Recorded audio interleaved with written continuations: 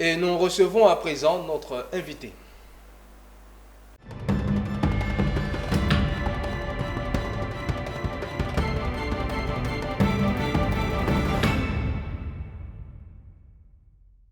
Et toujours dans le chapitre de la santé, nous recevons le professeur Aka Lepri, chef de service de surveillance de la direction de coordination du programme élargi de vaccination. Avec lui, nous allons échanger sur les enjeux de la deuxième phase de vaccination contre la poliomyélite prévue du 22 au 25 septembre 2023 sur toute l'étendue du territoire. Bienvenue, professeur. Merci. Alors, dites-nous, vous pouvez nous présenter le PEV? Alors, le programme élargi de vaccination, PEV, est un programme prioritaire du ministère de la Santé et de l'hygiène publique et la couverture maladie universelle, chargé de protéger les cibles les plus vulnérables contre les maladies évitables par la vaccination, notamment les enfants de 0 à 23 mois, les femmes enceintes et les jeunes filles de 9 ans. D'accord. Et justement, l'une de vos activités, c'est la campagne de vaccination contre la poliomyélite. Où en sommes-nous avec la lutte contre cette maladie invalidante? Alors, c'est une maladie invalidante, vous l'avez dit, c'est une maladie qui a fait l'objet d'une attention particulière au niveau global. L'Afrique évolue bien dans la lutte contre cette maladie. La preuve, la région africaine a été déclarée indemne de poliovirus sauvage en 2020. Malheureusement, on continue d'avoir des cas de poliomyélite dus à un cousin de ce poliovirus sauvage dans nos pays. Donc, face à cette situation, il y a lieu de riposter, de donner une réponse pour pouvoir maîtriser ce phénomène anormal. D'accord. Justement, du 22 au 25 septembre 2023, vous organisez sur toute l'étendue du territoire national la deuxième phase de vaccination contre la poliomyélite. Pourquoi cette seconde phase? Alors, cette seconde phase, parce que depuis avril 2023, nous avons détecté 4 cas d'enfants qui ont une paralysie dent, qui souffrent de poliomyélite. À côté de ces enfants, dans l'entourage de ces enfants, nous avons eu des enfants qui n'avaient pas de paralysie, mais qui avaient le germe dans leurs selles, dans les selles. D'accord. Et puis, à Abidjan, les 3 cas dont je parlais tout à l'heure, 3 cas proviennent de Bouna et de Doropo. D'accord. Abidjan, où nous faisons ce qu'on appelle une surveillance environnementale, qui consiste à prendre les eaux usées venant des toilettes. Nous avons repéré aussi des cas de poliovirus. Plus récemment, début août, nous avons détecté un cas d'enfant paralysé par la poliomyélite à Mans. Ceci montre bien que le territoire connaît une circulation de ce microbe. Et donc, face à cela, il fallait riposter. Et cette riposte a été faite en 2 phases. D'abord à Bouna, où les cas, dans la zone de Boukani, où les cas ont été détectés, avec des journées locales de vaccination qui ont eu lieu en juin. Et maintenant, nous avons des journées nationales de vaccination.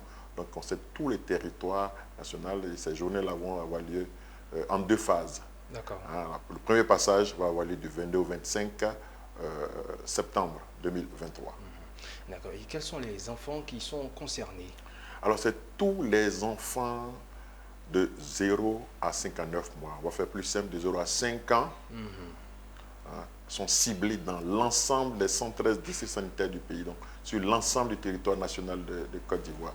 Qu'ils soient ivoiriens ou pas, malades ou pas, tous ces enfants devront être vaccinés, donc recevoir 2 gouttes du vaccin par voie orale. D'accord. Comment est-ce qu'il va se passer le déroulement de cette phase? Alors, des équipes seront déployées sur l'ensemble du territoire national. Ces équipes vont passer dans tous les ménages du pays pour identifier la cible et procéder à la vaccination de ces cibles. Par ailleurs, ces équipes vont en même temps regarder de près pour voir s'il n'y a pas de cas d'enfants malades négligés, notamment de poliomyélite. D'accord. Et juste après cette phase, si on constate peut-être 2 ans ou peut-être quelques mois plus tard qu'il y a quelques cas, qu'est-ce qu'on fait? Alors, allons déjà faire en sorte que ce passage-là se passe bien. D'accord. Parce qu'on se rend compte que beaucoup d'enfants ne sont pas atteints durant les campagnes. Et donc, il faut déjà être efficace en visitant l'ensemble des ménages, en retrouvant l'ensemble des enfants pour les vacciner. Ça va se faire maintenant, ça va se faire en octobre. Si cette campagne est efficace, en principe, on devrait pouvoir maîtriser. Si ça n'est pas le cas, il va falloir faire une analyse beaucoup plus poussée et voir dans quelle zone ça n'a pas marché et donner une réponse faite du ratissage dans ces zones-là où ça n'a pas marché. Voilà. D'accord. Et donc, pour la réussite de cette deuxième phase, est-ce que vous avez un appel à lancer à la population? Alors oui, un appel à lancer. Je vous ai dit tout à l'heure que nous continuons de connaître des cas de poliomyélite, une maladie qui devait normalement faire partie du passé depuis les années 2000. Continuons d'avoir des cas. Mans est le cas le plus récent en août 2023, vous voyez. Donc il y a encore du boulot. Nous avons beaucoup avancé en réduisant de façon très significative le nombre de cas. Nous devons avancer, faire encore un effort pour finaliser cette éradication, l'éradication de cette maladie-là. D'accord. Et donc, le rendez-vous est pris pour le 22. Voilà, les 22, 23, 24 et 25 septembre 2023. Les agents vaccinateurs passeront dans les ménages.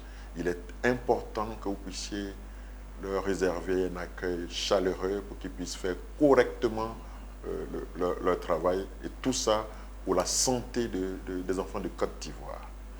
Merci beaucoup, professeur Aka Lepré. Je rappelle que vous êtes chef de service de surveillance de la direction de coordination du programme élargi de vaccination. Et avec vous, nous avons échangé sur les enjeux de la deuxième phase de vaccination contre la poliomyélite qui va donc se tenir du 22 au 25 septembre sur toute l'étendue du territoire national. C'est bien ça? C'est ça. Merci beaucoup d'avoir été sur notre plateau.